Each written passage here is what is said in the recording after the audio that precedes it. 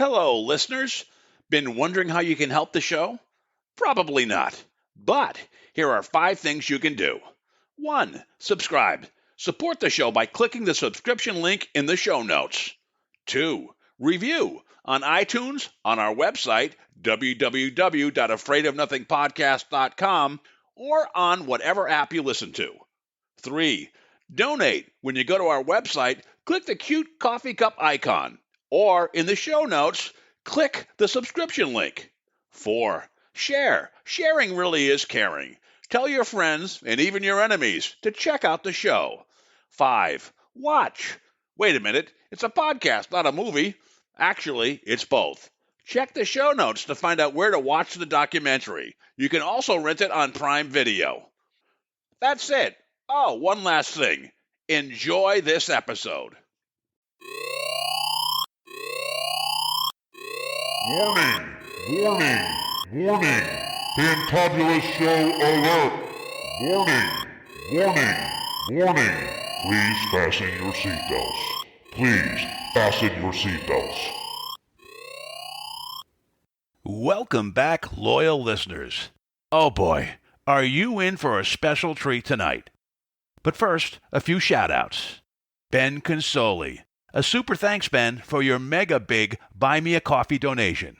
People, you need to check out Ben's podcast, Go Creative Show, on iTunes, Spotify, and all leading podcast platforms. The Go Creative Show is dedicated to creative professionals in the video, film, TV, and music industries. Hosted by my good friend Ben Consoli, director and owner of BC Media Productions.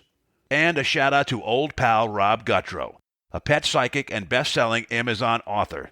Thank you, Rob, for your Buy Me a Coffee donation. Rob's latest book, Ghosts of the Birdcage Theater on a Medium's Vacation, is available on Amazon. I suggest you check it out. Or go to our website and check the affiliates link, where you can get a link there and help out our show at the same time. Finally, we have another Boffo review. This one from Kristen K. Kristen writes, authentic, awesome, fascinating. I thoroughly enjoy the podcast, and it's within my top 3 rotation on Spotify. I look forward to checking each week for the new episode. And even the subjects that I don't initially think will be as interesting to me actually are. May have something to do with the delivery. I appreciate the genuine and authentic vibes and the transparent approach to exploring the paranormal side of life. Love this guy and his guests, especially Little Frog and Kyle Carvin, and have added Lilydale to my list of must-visit locations. Please keep creating this great content. About to listen to the Afraid of Starting Your Own podcast episode, and really looking forward to it. Thank you, Kristen. I think you're going to look forward to tonight's episode, too. It features Mark Anthony, known as the Psychic Lawyer, also the Psychic Explorer. Mark is a best-selling author whose latest book, The Afterlife Frequency, is about to provide a lot of answers for all of us. And you'll meet Mark coming up after this opening bit. Sci-fi sound effect by Zapsplat.com.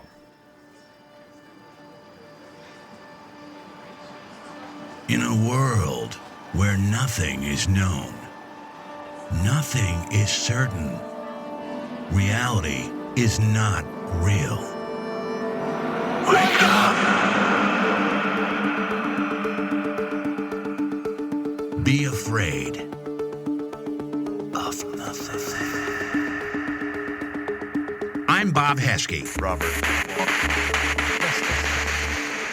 The host with the ghost. This is my podcast, based on my paranormal documentary, Afraid of Nothing. Each episode, we talk to people who see life and the afterlife through a different lens. Join me. Who is this large man? And what's he doing in our bedroom? As we lift the veil and open our minds to see beyond our eyes lie. This is Afraid of Nothing.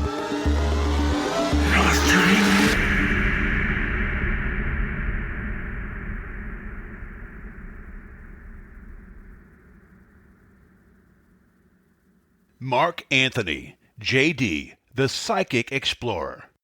Mark Anthony, Psychic Explorer, also known as the psychic lawyer, is a fourth-generation psychic medium who communicates with spirits. Mark is an Oxford-educated attorney licensed to practice law in Florida, Washington, D.C., and before the United States Supreme Court. This psychic explorer travels to mystical locations in remote corners of the world to examine ancient mysteries and supernatural phenomena. Mark appears nationwide on TV and radio, including CBS TV's The Doctors and Gaia TV's Beyond Belief with George Noory. Mark is the co-host of The Psychic and the Doc on the Transformation Network. He is a featured speaker at conferences, expos, and universities, which include Brown, Columbia, Harvard, and Yale. Mark Anthony is a columnist for Best Holistic Life magazine. He is the author of The Afterlife Frequency, published by New World Library. His other best-selling books are Never Letting Go and Evidence of Eternity. Mark's website is www.afterlifefrequency.com. That's www.afterlifefrequency.com. Now, please welcome Mark Anthony. We are here with a fantastic guest, and I'm really excited about. His name is Mark Anthony. He's known as the psychic lawyer, the psychic explorer. He's also the author of a tremendous new book called The Afterlife Frequency. Mark, welcome to the show. Thanks, Bob. It's great to be here, and I appreciate you having me on your podcast. Oh, God, I heard you on several podcasts, and that's how I kind of like seek out and stalk guests. If I'm going to bed and listen to a podcast and they keep me up all night and I want to hear another podcast, you're one of those guys where I listen to like 2 or 3 podcasts in a row because I thought what you had was so great. And this book is amazing. I mean, let's just jump right into it. The Afterlife Frequency, it was a #1 Amazon bestseller. It's already gone to a second printing. It's been submitted for a Pulitzer Prize. Would you like to tell us a little bit about that? Yes. And it's also recommended by film legend, spiritual icon Shirley MacLaine. Why do you think your book has been so well received? It's very humbling, and it's an honor that there's been such a tremendous reaction to it. I think because it's different than books by other psychics, because it involves an exploration into science, into quantum physics, explaining the existence of an afterlife and how spirit communication works. So it's much more serious, and it's scientific. But for people like the afterlife researchers and the scientists and the doctors, they tend to write very clinical books. So while I address the science and the biology behind all of this, I also illustrate all my concepts with compelling, riveting, fast-moving, and even sometimes funny stories. So I think that it's being accepted so well because not only is it scientific, but it reads like a juicy novel. Yeah, we were talking about that before the show, and it's like I was thinking the Afterlife Frequency. This sounds like it will be a great movie, and when people start reading it, it plays out like a great movie. It's got evidence-based data, and it's got great stories that kind of support what you're putting forward, and it's really kind of amazing. How did you get the backing from the scientific community, and how did you get the impetus to submit it for a Pulitzer Prize? Well, the Pulitzer Prize came out of the blue. I received an email from Columbia University as saying that it had been submitted for a Pulitzer, and I'm like, what? So I checked and I called, and they said, yes, Afterlife Frequency, Mark Anthony. They read me the ISBN number, and apparently somebody liked it so much they submitted it for a Pulitzer. So whoever did that, I hope you're listening. Thank you. Thank you very much. I'm honored. And I'm sorry, what was the other part of the question? You have the backing of the science. Oh, the scientific community. Yes. What happened is, well, for the past decade at least, I've been a keynote speaker at afterlife conferences and conventions nationwide. I've been a keynote speaker at the International Association for Near-Death Studies 4 times. In fact, this year in 2022, over the Labor Day weekend in Salt Lake City, the International Association Near-Death Studies has invited me to give a presentation as a distinguished speaker. So I'm doing that again. I've also spoken at the Afterlife Research Education Institute, the Edgar Cayce Association for Research and Enlightenment. I've spoken at Brown, Columbia, Harvard, and Yale. And the Vail Symposium, the Sedona Spirit Symposium. And what's happened is because of the way I present a balance between the spiritual and the scientific, I've gotten to know the top afterlife researchers in the field. And basically, one of them said, Mark, we've accepted you into the fold because you're not a quack. You know, I think one of your great skills is being able to take a concept and make it so that the average person like myself can understand. For example, you describe the human soul as the electromagnetic soul, which I guess the way I would describe it, you can correct me, which really is another name for consciousness that is as a pure form of energy, never dies, correct? We call that the electromagnetic soul that we all have. Absolutely. The EMS, the electromagnetic soul, that describes, Bob, what we really are, which is pure consciousness that is eternal electromagnetic energy. And in a nutshell, if you look at every great spiritual teacher, let's go back 5,000 years ago to the Hindu sages of ancient India. And then if you go through time, Zoroaster, Moses, Buddha, Confucius, Lao Tzu, Jesus, Muhammad, Native American spirituality, Yogananda, Paramahansa, St. Francis of Assisi, Gandhi, Mother Teresa, Billy Graham. I mean, you come all through thousands of years of theological teachings, and they come down to the soul, the who and what we are. Pre-exists the body, comes into the body, and departs at physical death and lives on. We know from the laws of thermodynamics and physics, energy is neither created nor destroyed, only transferred from one form to another. We know from the field of neurobiology, that neuroscience, that the brain, the whole body has an electrical field, but the brain has the most complex electrical field in the body. So when we die, that electromagnetic field in our brain, which is our soul or consciousness, it doesn't die, it doesn't disintegrate because it's energy, it transfers to another dimension, another frequency.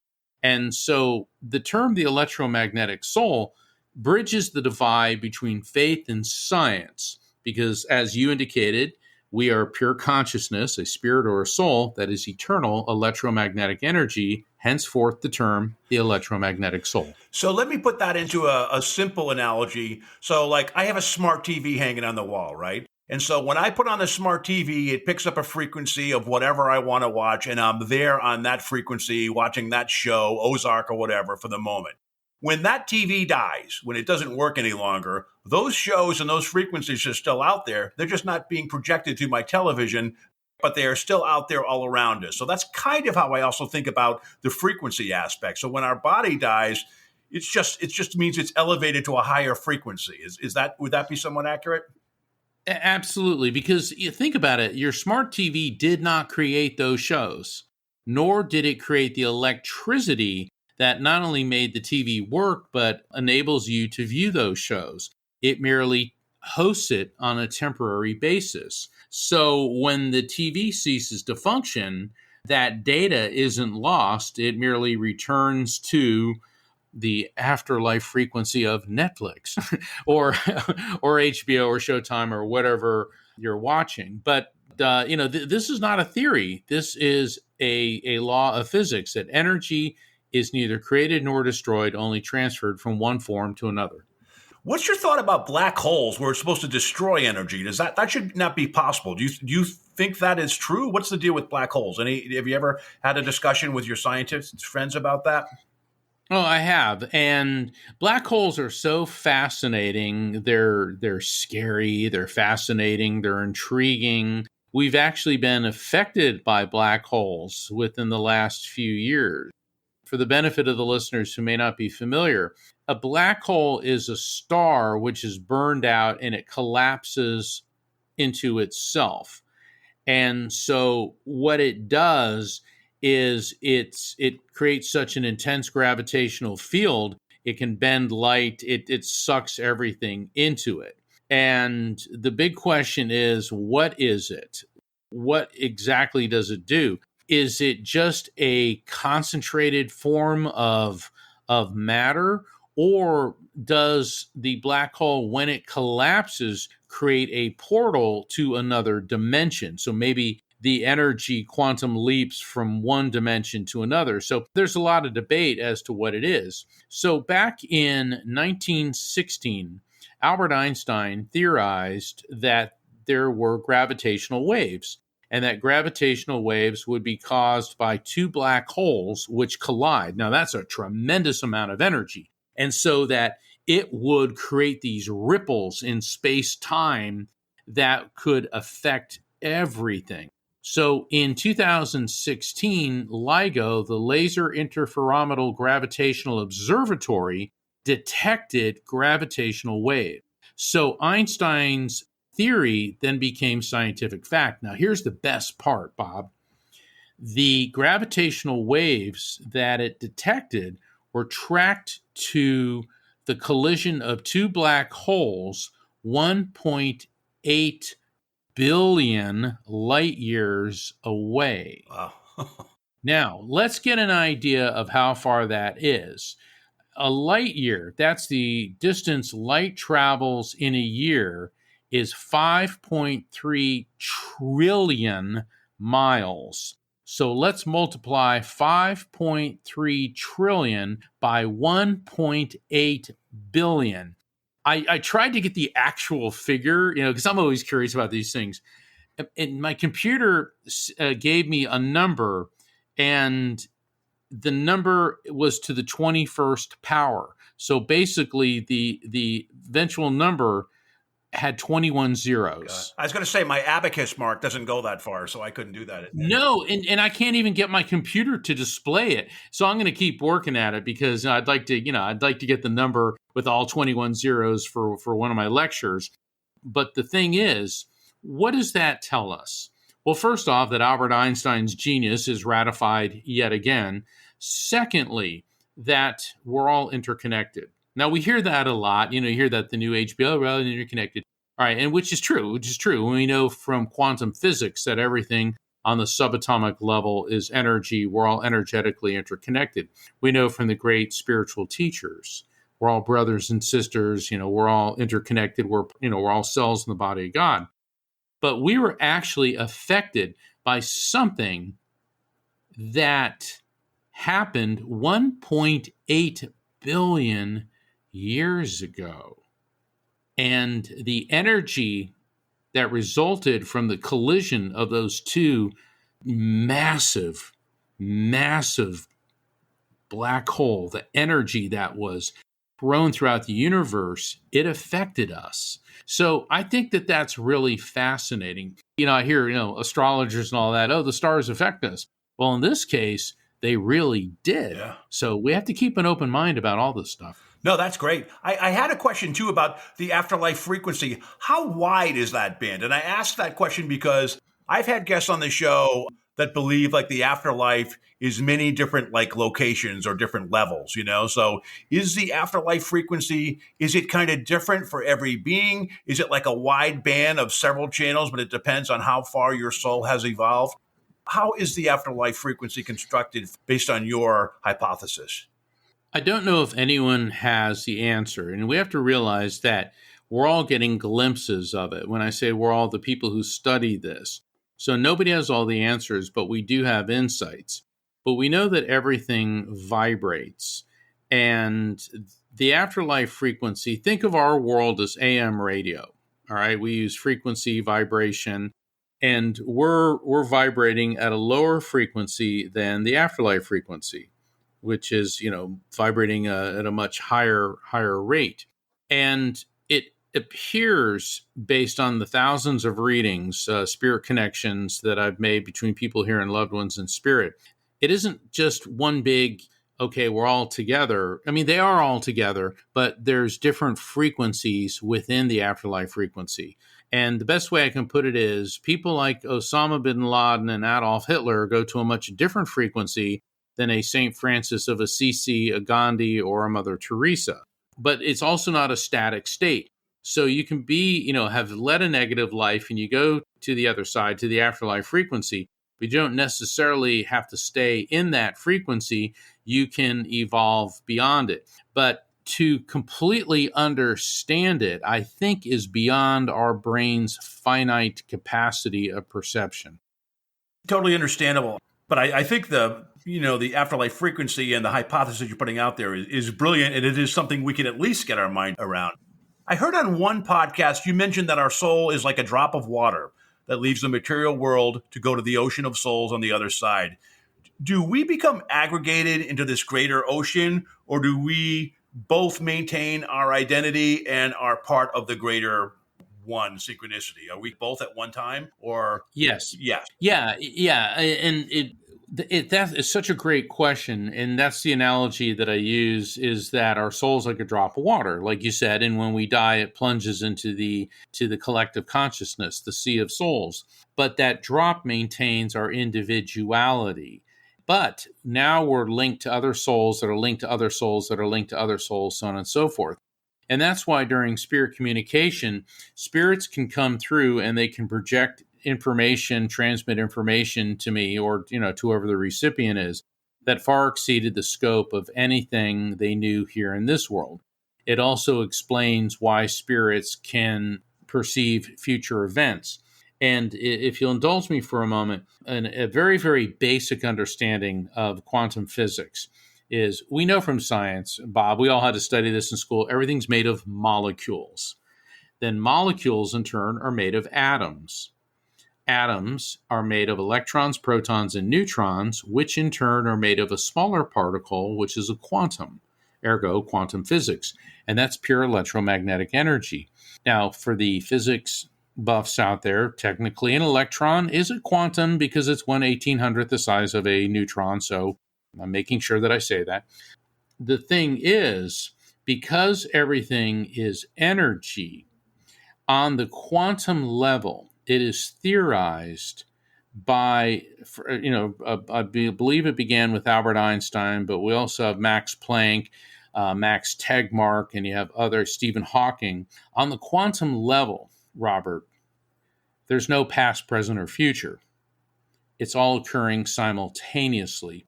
And that's because each event in our lives is a coordinate. And so the way I like to think of it is, think that you're hovering over a baseball field, a drone hovering over a baseball field, and you see the players on all bases and in right field, center field, left field, shortstop, pitcher's mound, catcher. Well, those players are different coordinates in your life. So let's say that the catcher is you at age 1, first base, you're 10 years old, second base, you're 20. So you're seeing yourself at different ages. And we think, because we live in the material world, we think that time moves in one direction. In other words, so when you hit the ball, you got to run from home plate to first base, then to second, and then to third. So we think that time is linear and moves in one direction. But now that you're hovering over the baseball field, you're seeing everything happening at once. So what happens when you're 75 years old is occurring at the same time as when you're 7 days old and when you're 12 years old, et cetera, et cetera. And so that would explain why it is that spirits can perceive what you and I would consider to be future events, because we think the future is something that, we haven't gotten there yet. We're heading in that direction, but it's the great unknown because it hasn't happened. Whereas on the quantum level, spirits are able to perceive that because they have access to it. And that's part of what it means to be an electromagnetic soul, which is connected to the collective consciousness. So it's like a wave, right? Like a wave function. So we only see, what do you call it, electron or proton or whatever. We only see one finite thing. So we notice one thing. So when you get a bad feeling about something that's going to happen, that outcome is already out there. We just haven't observed it yet. And it's the observation that makes it real, at least in this existence that we're in. Exactly. And trust your intuition, because we all have the ability to tap into this energy. And so, you're a parent, right? Yeah. You ever have a bad feeling that, gosh, something may happen to one of my kids, and then it does? Yes. Do you think that was just a coincidence? Or perhaps were you picking up on that quantum electromagnetic energy. And see, that's something that if you talk to any first responder or anybody in the military, my dad was a SEAL. A lot of my friends through the years have been cops and paramedics, and everybody, military, paramedic, first responders, they all say, trust your gut, trust your intuition, because if you don't, you'll end up dead or even worse. And that is like women trust their intuition.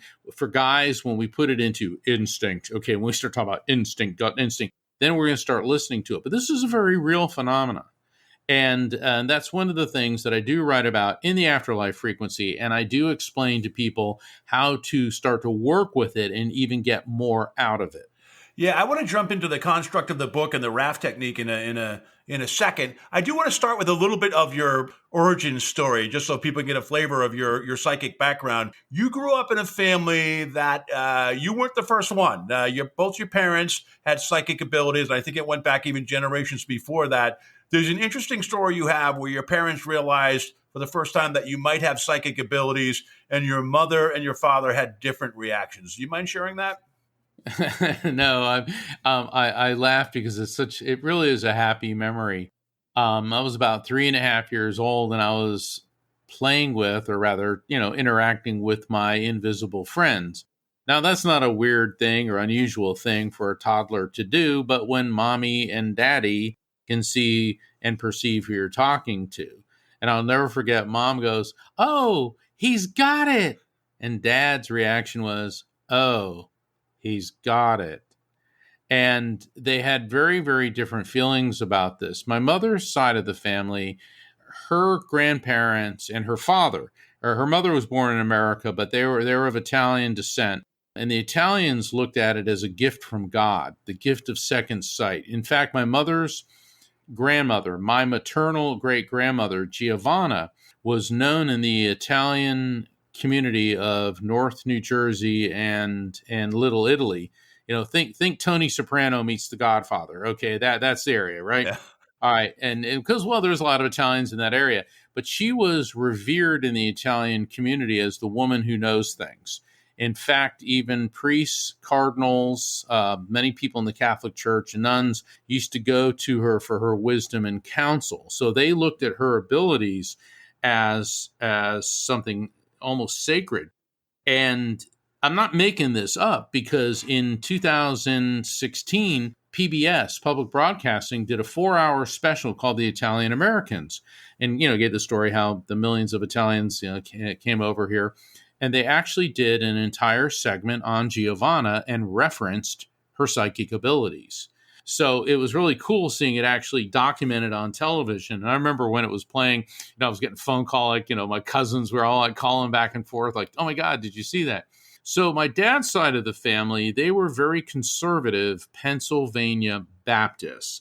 And my great-great-grandfather on my dad's mother's side of the family actually founded a Baptist church in that part of Pennsylvania. But my dad, his sister Marjorie, he had 3 sisters and a brother. And my dad and his sister Marjorie were mediums, as was his mother Isabel and his maternal grandmother Grace. Now, they had a very different view of this. First off, small town in Pennsylvania, Baptists, it was not something openly discussed. This is something you kept behind closed doors. And my father's sister Marjorie was an extremely gifted and sensitive person, very gifted medium. And unfortunately, she married a very religious guy, an evangelical religious fanatic, for lack of a better term. He didn't appreciate her abilities. He saw it as something evil. And one day he was getting ready to go to work. He worked as a machinist at a steel plant in Pennsylvania. And Marjorie begged him not to go to work. She said, "I have a terrible feeling. I know something horrible is going to happen." She threw a fit, and he said, "Fine, I'll stay home." Well, that day, a crane that was lifting thousands of pounds of steel beams, the cable snapped, and it crushed the machine shop that he worked in and killed everybody in it. Now, if he'd been there, there's probably about a 99% chance that he would have been in it. One would think he may have been grateful, but he saw this as the work of Satan. And he actually found a psychiatrist to diagnose her as schizophrenic. And one night, literally, men in white coats came and they dragged her from her home, put her in a straitjacket, took her to an insane asylum. That's what they called them back then, where she was forcibly subjected to electroshock therapy for a period of 6 months. Oh, that's horrible. Oh. It's horrible. And my mother was furious. She said, I don't want that man, meaning her, my dad's brother-in-law, in my house ever. My father was furious. Marjorie was a shadow of what she'd once been. And I never met Marjorie. This happened decades before I was born. And I only found out about it as I got older. When I must have been in my early 20s when I got the whole story about it. And so here I am at age 3.5, and I'm seeing dead people. And my dad was worried. And when I started first grade when I was 5, and I remember my father sitting me down and saying, Mark, you only talk to your mother and I about these things, because people who see things others don't get taken away. Let me tell you something, Bob, that got my attention. And looking back, my dad wasn't trying to scare me. He was trying to protect me, because a little kid, we'll talk about things. I figured out pretty quickly, because I went to Catholic school, I figured out pretty quickly that you don't talk about things like that. You just keep it at home. Yeah, there's a technique that the Afterlife Frequency is built on. It's called the RAFT system. And I'm going to ask you to kind of walk through that. But there's a story that inspired it. But what you just told us, so RAFT very quickly is recognize, accept, feel, but feel without fear and trust, right? And we'll go into more about that. It seems like your family is two sides of a coin. One side recognized, accepted, felt it without fear, trusted the message.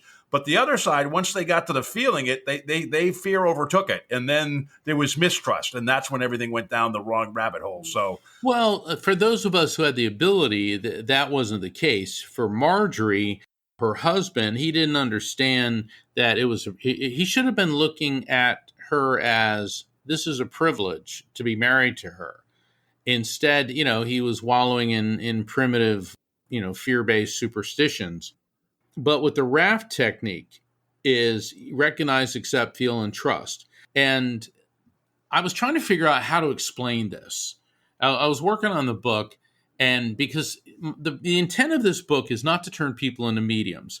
I see a lot of my colleagues become a medium. They do mediumship courses. And some people, we all have to some varying degree. But that's like me saying, Bob, I'm going to turn you into an Olympic swimmer. Oh, boy. Okay, take my course and you'll win gold medals too. Sign me up.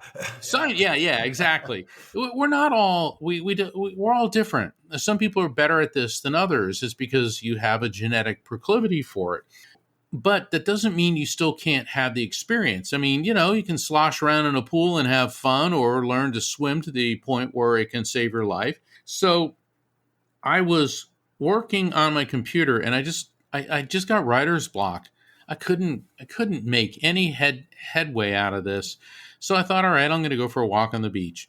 So I live near the ocean, so I'm walking down my driveway, and all of a sudden I get these tingles and cold chills. And I've been connecting with spirits my whole life, and I was thinking, okay, something's going on here, because I live in Florida. It was a hot day. It wasn't like I was cold, and but I felt guided away from the ocean. So I turned and went the opposite direction and began to walk on this bike path. And so I'm walking on the bike path. It's around 11 in the morning, and I see these two objects shining in the light.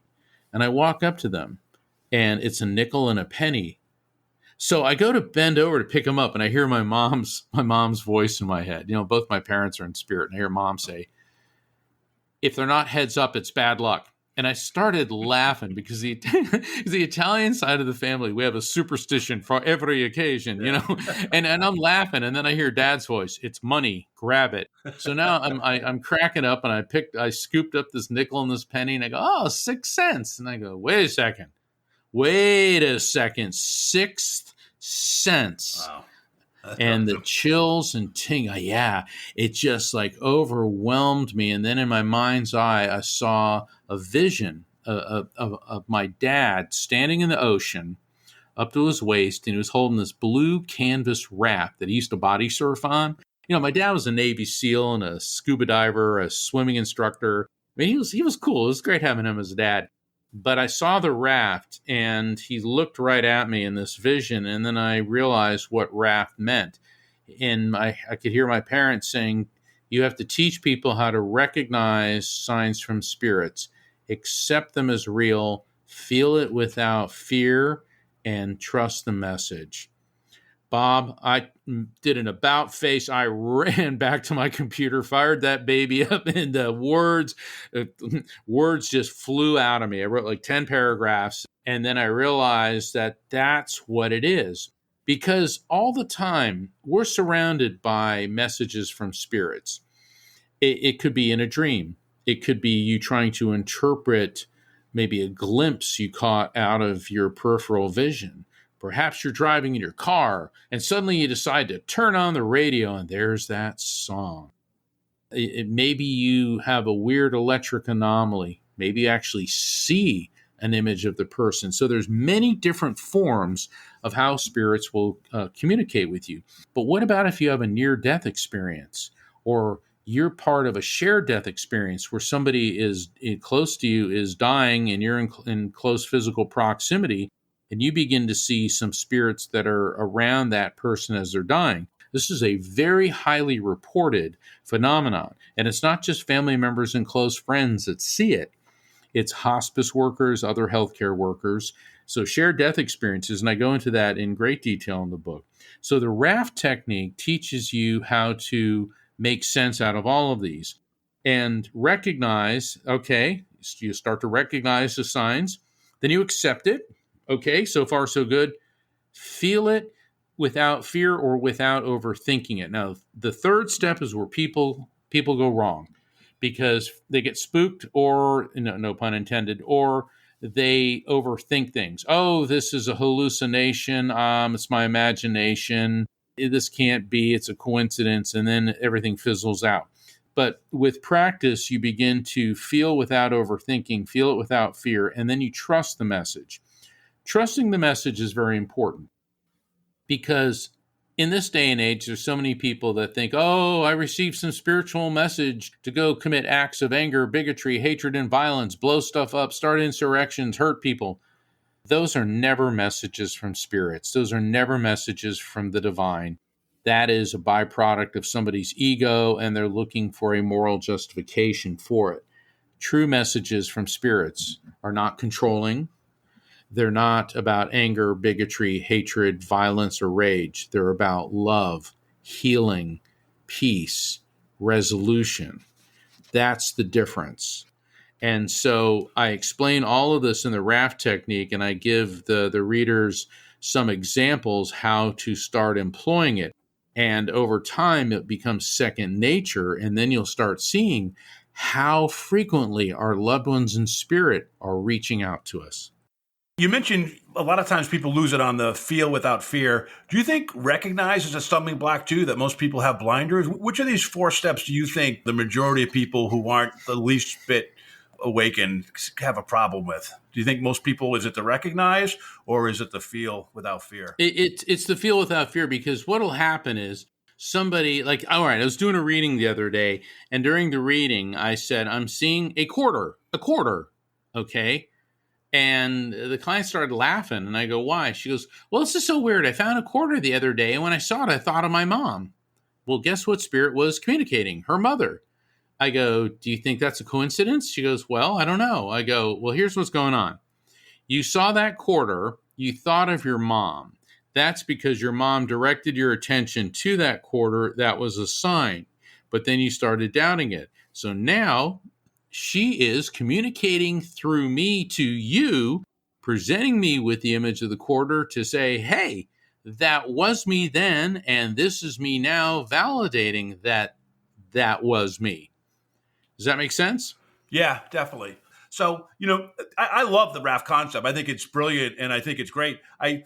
Sometimes you see, like on these paranormal these paranormal programs, these evil entities try to confuse people or deceive them. So is that ever an issue where people, when they recognize it and they accept it and they feel it, is there ever like a weeding out or vetting process when it's like a negative entity trying to get you to go down the wrong path?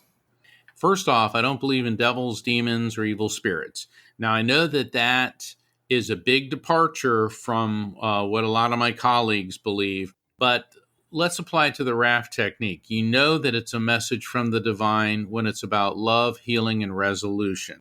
People say, well, it's a demon impersonating your loved one. It's like, okay, so a demon wants you to feel a connection with your loved one, to understand that life is eternal, to resolve any issues, guilt, or remorse that you may have, to fill you full of a sense of well-being, inner peace, and love. Boy, that sounds real satanic to me now, doesn't it?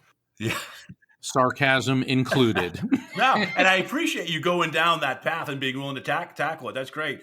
I try to avoid politics, but when you hear people saying, I am a shaman, let's start an insurrection that results in violence. Bingo.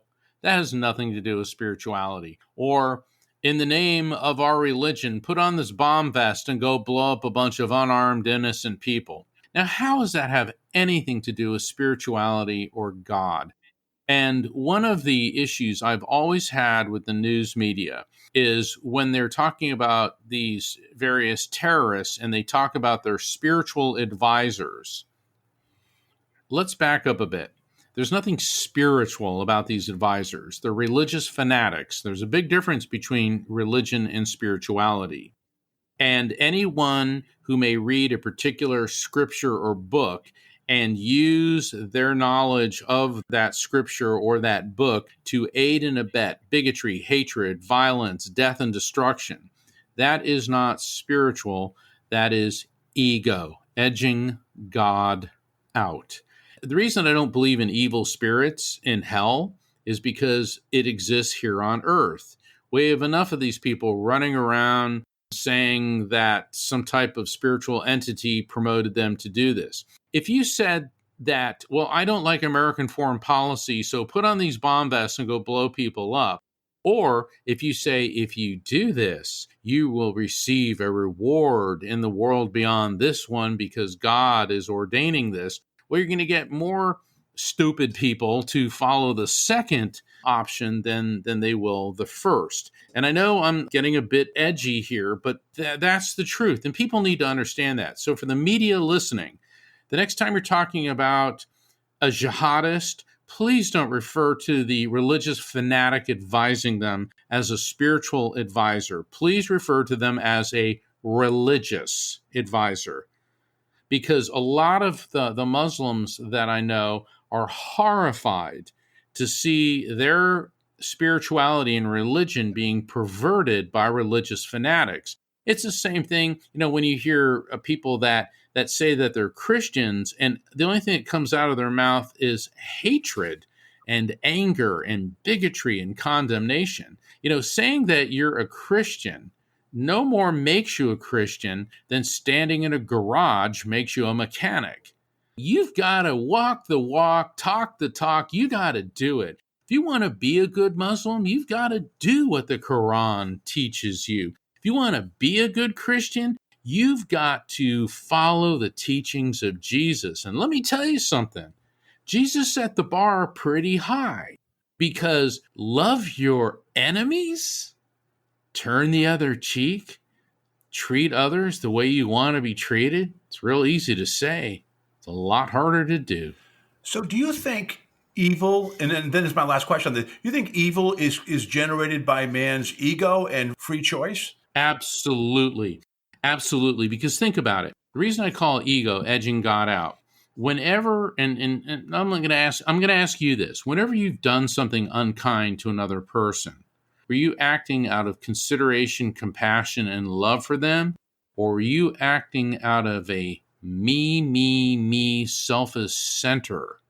I'll answer that with an example, Mark. I bought a car. It's a Honda Accord. The turn signal signal sticks. So I'll take a right turn and I'll be driving a mile down a road and the turn signal is still saying I'm going to take a left. So, I have his favorite place. I go for a bagel in the morning. I drive back. I do this side road. I come up to this road and this car goes out in front of me. And I'm like, "You son of a so-and-so." And then she pulls up next to me, rolls out her window and says, "Your turn signal was on." And then I realized it wasn't that person that I placed this evil thing on. It was myself. Exactly. And see, anger is a punishment that you inflict upon yourself for someone else's mistake. Yeah. I appreciate going down that path. Let's talk about the construct of the Afterlife Frequency. How did you organize the book and who do you think it's intended for? I think it's intended for everybody. Anyone who wants to understand that there's a logical basis for spirituality, for spirit communication, for the afterlife. Because, as an attorney, I question everything. I've always had a problem with these belief systems that just say, believe what we tell you. Well, a lot of people want the direct experience, and we're all capable of having the direct experience. A lot of people need some type of logical explanation. Believe without seeing. Well, that's nice, but that really doesn't work for a lot of people. And so the Afterlife Frequency is for anyone who enjoys a good page turner, because there's a lot of really gripping stories in it. But it's also for people who want to see that there is more to life than what our five physical senses can perceive.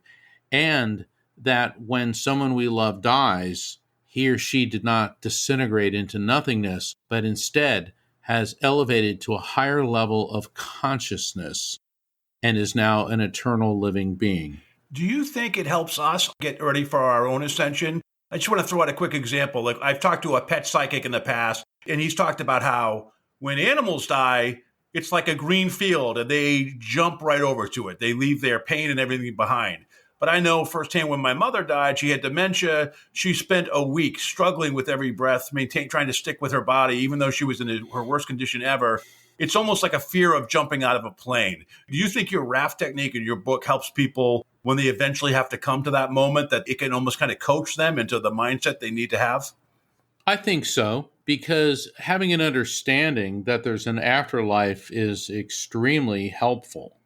We see this in deathbed visions, which are very close to a shared death experience. A near-death experience is where somebody dies and their consciousness, their electromagnetic soul, leaves their body and it can observe things in proximity to the body. It can go through a tunnel into the light, encounter deceased loved ones, even encounter the divine energy that we call God.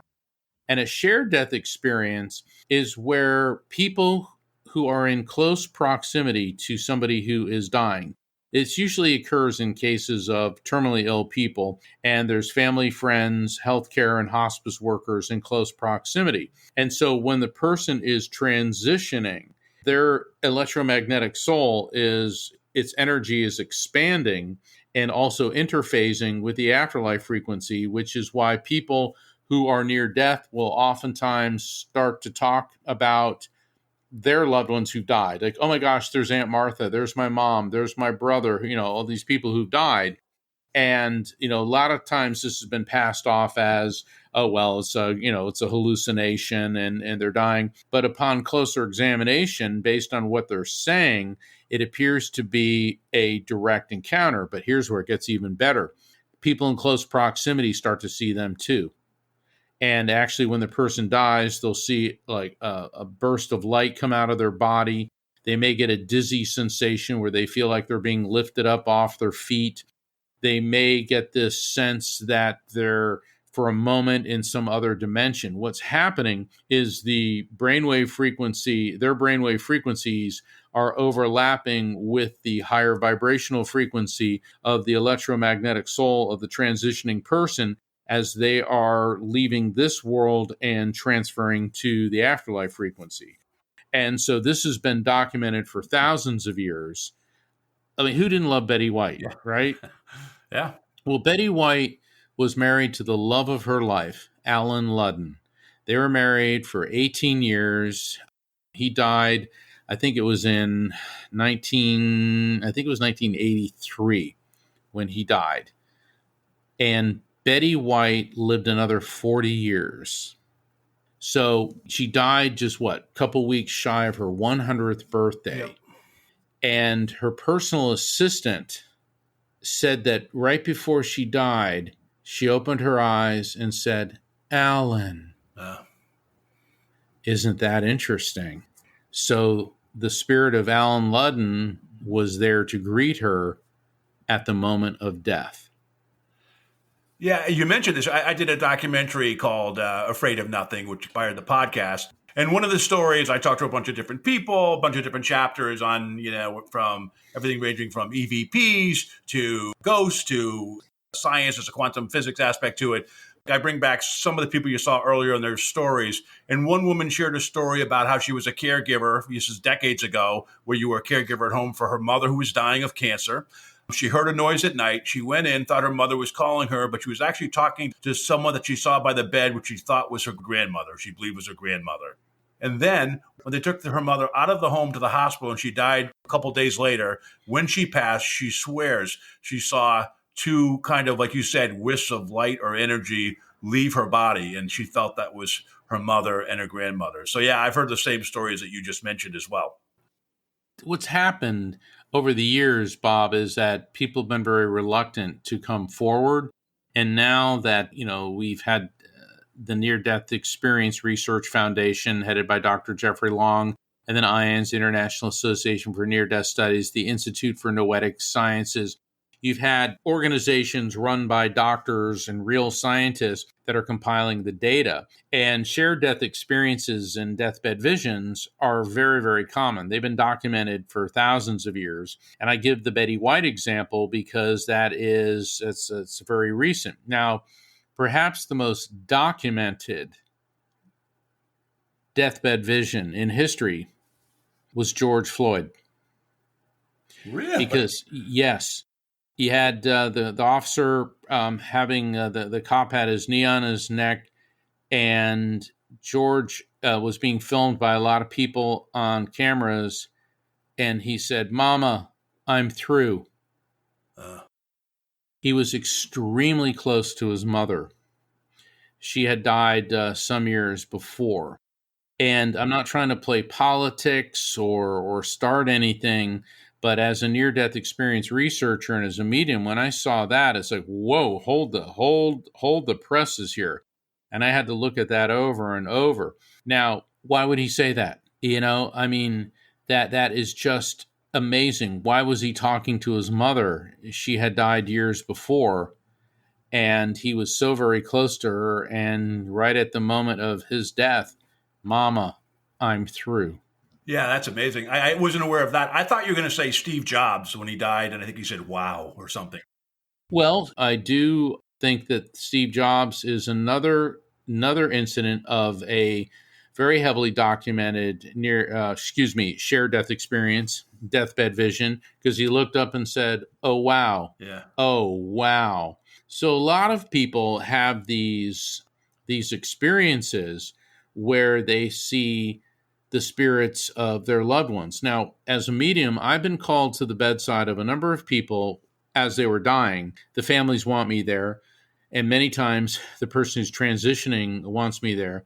And it's really heavy. It's really heavy duty, but it's beautiful when I start to see how many spirits are coming forward. And in one incident, I described 27 different spirits. And the family members of the woman dying were able to positively identify 21 of them. It had to be an Italian family, right? Was it like all those relatives coming back, or was it? I'm half joking there, but well, yeah, I know. But the thing, well, get this. During part of it, I go, there's a ginger-colored cat, like an orange tabby. I said, "Harpo?" And her kids go, "Oh, dear God, Mom had an orange tabby 40 years ago 40 years named ago. Harpo." 40 years ago. Well, the woman that was dying she was in her 90s. And the 6 people that they couldn't identify, they think were like great-great-grandparents. They said, "We don't have enough information." but like her two sister-in-laws came through because I said, Dottie and Dolly? And they go, oh my God, Aunt Dottie, Aunt Dolly. And I'm like, and they were describing them. It was such an honor to be part of that. But it was, and yes, it was very sad from the human perspective, but it was very beautiful to see that there was all this love.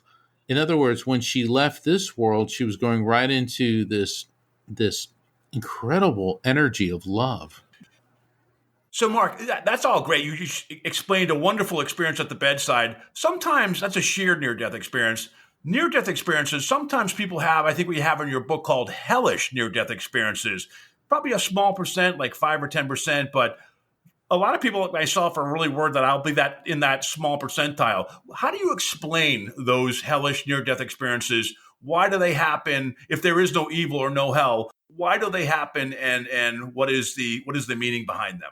The hellish NDE, and that's kind of the cool nickname that's been given to what is labeled a distressing near-death experience, because the vast majority of NDEs are about traveling through the tunnel, going into the light, encountering deceased loved ones, and are very, very, very positive.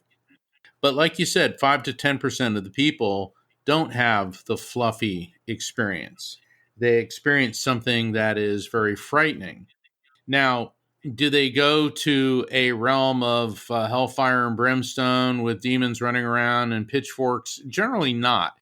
It appears that what happens is there's a zone in between our material world dimension and the afterlife frequency. I call it the NDE zone. In fact, it's a lecture that I gave. That was my my keynote speech in the 2021 International Association for Near-Death Studies. And that there's a zone in between where you're not quite to the afterlife frequency, but you're no longer here. My friend and colleague, Jim Bruton, had a DNDE. He calls it the in-between. Nancy Evans Bush is the world's foremost expert on near-death experiences. And with her, she felt herself projected over the planet Earth and in a void. And it was not the heavenly or redemptive NDE. So there's many theories why this happens. Some may be that it is a frequency. You're in this neutral zone, if you will. Others are that it's a cosmic wake-up call. Now, let's look at an example everybody may be familiar with, A Christmas Carol. Charles Dickens was a genius, of course. But A Christmas Carol very well may be an account of a near-death experience, but a hellish NDE. So we have Ebenezer Scrooge, materialistic, narcissist, miserable, miser, nobody liked him. And when he comes home one night, he's confronted by the spirit of Jacob Marley, who's got all these chains all over him, symbolizing his materialistic desires and how he's weighted down by regrets. Through the course of the night, the first two spirits that he encounters, the ghost of Christmas past and the ghost of Christmas present, these could represent one of the components of an NDE known as the life review. Ghost of Christmas past shows Ebenezer when he was a young man. He had love in his life. He had a woman that he really liked, but then how he began to forsake love for materialism and greed and self-centeredness. Ghost of Christmas present shows what a miserable guy he really is because of all that and how heartless he's become. And then the ghost of Christmas yet to come is the DNDE, the distressing near-death experience component, which shows that his life was lived in vain and for naught, and he would be scoffed, mocked, and treated like garbage, people, laughing at his memory. So what happens? He comes out of it, and all of a sudden he's all nice and sends a turkey to Bob Cratchit, and, everything's wonderful. Well, the thing about DNDEs is they're a real wake-up call for a lot of people. So is it a trip to hell, or is it a cosmic conundrum where people are presented with an opportunity to open up a more spiritual path in their life, or if they're not such a spiritual or nice person, to help them get away from the negativity that they've been conducting in their lives. So DNDEs are really fascinating, and we're studying them quite a bit. No, that's great, and that's a hopeful, and that actually makes a lot of sense. I do have to go back. We talked about you being the psychic lawyer at the very beginning. How did that skill, being a psychic as a lawyer, I'm imagining that may have helped you more, not during the actual trial, but in the preparation or in picking a jury. How has that skill helped you, or kind of been snake bitten you during your legal career? I found out that when I finally left the practice of law to pursue this, a lot of people were scared of me, which I thought was funny. But then again, when you're a lawyer, maybe that's not such a bad thing. But to answer your question directly, it gave me insights into situations. It gave me insights into people and things, and it did help me in trial. Like sometimes I'd get an idea, like ask this or do that, and boy, it was like right on the money. Certainly with selecting juries, in my first book, Never Letting Go, I write about how I was selecting a jury and I was representing this guy that he was in a barroom brawl. So basically, Big Bruiser 1 got in a fight with Big Bruiser 2. My client beat the tar out of the other guy, so the loser filed charges. So it was mutual combat by two big brutes, but it was still a crime of violence. And so there was the phase before the trial. It's called jury selection, voir dire, which is a French term for to speak the truth. And that's the part of the trial where the prosecution gets to ask the jury questions. I get to ask the prospective jurors questions so that we can weed out any, predispositions and try to get a fair and balanced jury. My attention kept getting drawn to this one woman, this prospective juror, and I kept feeling a female energy around her, and I kept feeling my throat tightening. And I'm like, what is up with this? And so when I stand up and I figured, well, one of the standard questions is, has anybody on the panel ever been the victim of a violent crime, or maybe somebody in your family? Immediately, she raises her hand. The tears begin to come out of her eyes. And she says, a year ago, my sister was in a foreign country when an escaped mental patient strangled her and then dismembered her body and threw her in a dump like she was garbage. Oh, man. My God, Bob, I'm standing there and my client's like, dude, what are you doing? I mean, you could have heard a pin drop in that courtroom. And now I'm seeing the spirit of her sister intensifying behind her. Now I know why I felt the tightening around my throat. And I had literally a foot in both worlds. And if people want to find out what happens, they're going to have to read my first book, Never Letting Go. There you go. Excellent. This gives us a good segue to my last question. You've just written The Afterlife Frequency. It answers like the ultimate question. It answers it in a way that many people can understand. It gives some great stories to kind of add reality and relevance to it. What do you do next after writing that book?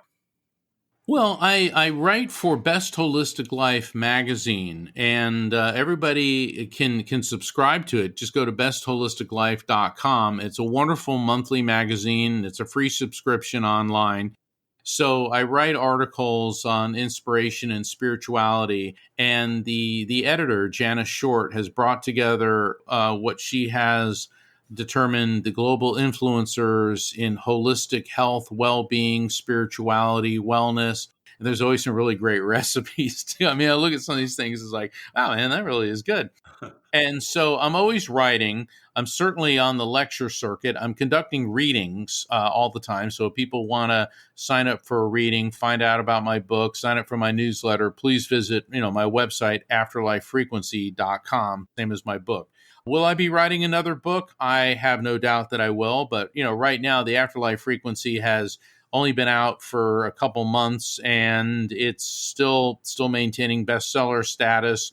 So I'm going to be promoting this. But the thing is, Bob, I don't just crank books out. I take years to do the research to compile the stories. I don't want to put out a coloring book. I want to put out a masterpiece. And I don't mean that in any type of condescending way. But if I'm going to write a book, I want to make sure that I've got all the T's crossed, all the I's dotted, it's logical, it makes sense, and that it's fun to read. Yeah, well, I think you checked all the boxes on that. And wow, I mean, we'll be rooting for you to get the Pulitzer. So if you win that, we'll have you back or on your next book. So, Mark Anthony, what a wonderful interview and inspirational as well. Thank you for writing the book, The Afterlife Frequency. I am downloading that on Audible. I wanted to, I mean, you're such a great presenter. I wanted to get it and hear your voice as well. So I'll be listening to that several times, I'm sure. And I really look forward to it. I encourage our listeners to check it out as well. So, Mark, thank you so much for your time tonight. Thank you. It's been an honor, and I look forward to returning. And that's a wrap on another great episode of the Afraid of Nothing podcast with our great guest, Mark Anthony. If you want to purchase Mark's book, The Afterlife Frequency, why not do it from our website? Visit the Afraid of Nothing podcast at www.afraidofnothingpodcast.com. Click on the affiliates link, scroll down to Mark Anthony, and you can buy the book in paperback, audio, or in Kindle. Full disclosure, I may get a commission if you purchase through our affiliate links. But hey, why not help us all out?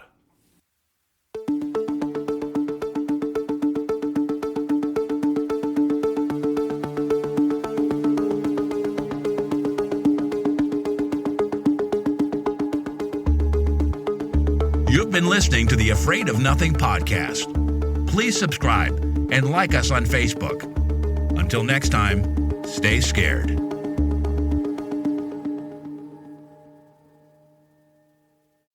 Hey, you're still here? Great. Then why not listen to another episode? Visit afraidofnothingpodcast.com to peruse all the shows. That's afraidofnothingpodcast.com. And while you're there, click the coffee cup icon to buy me a coffee and leave a review. I'll give you a shout out in an upcoming episode, and the world will know how swell you are.